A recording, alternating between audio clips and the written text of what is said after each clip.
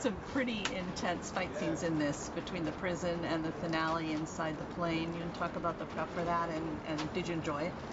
Yeah, it was cool. I love that stuff. Like, to me, I like to think that's what separates me from a lot of other guys. And so when I have an opportunity to do that, I'm like, yeah, let's go.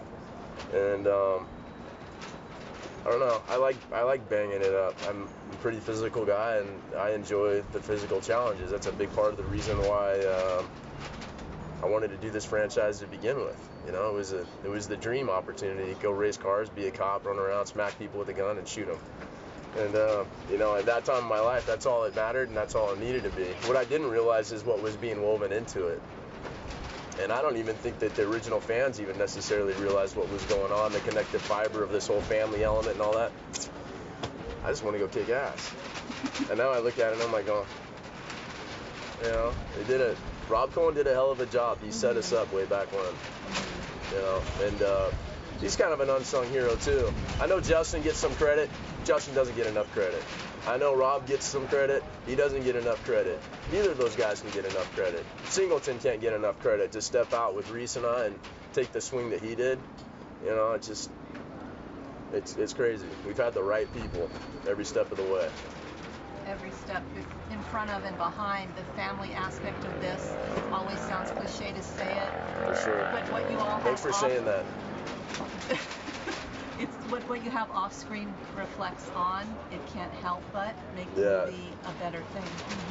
Yeah, for sure. You know, there's always like a competitive pulse between Vin and I, you know, and that definitely helps with what we do on screen. It's all healthy. I get frustrated at times, and I want to tell him to go kick rocks, you know, and he'll laugh at me and old ball, and, you know, we'll have our powwow and makeup session. And, you know, I like that about this, you know. I think, like you said, it's like what we've got going on in real life is paralleled on screen quite often. You know, I'm a huge fan of Jordana's, and I'm so glad that she's been, like, my girl for all these years. And, you know, that Tyrese is my brother, you know. I mean, Chris, I love him to pieces. We brought in Luke Evan on this last one, ended up just being a stud. We've been really fortunate. Mia's storyline this time, she's the leverage in a very dangerous way. Did you have a good time playing with that?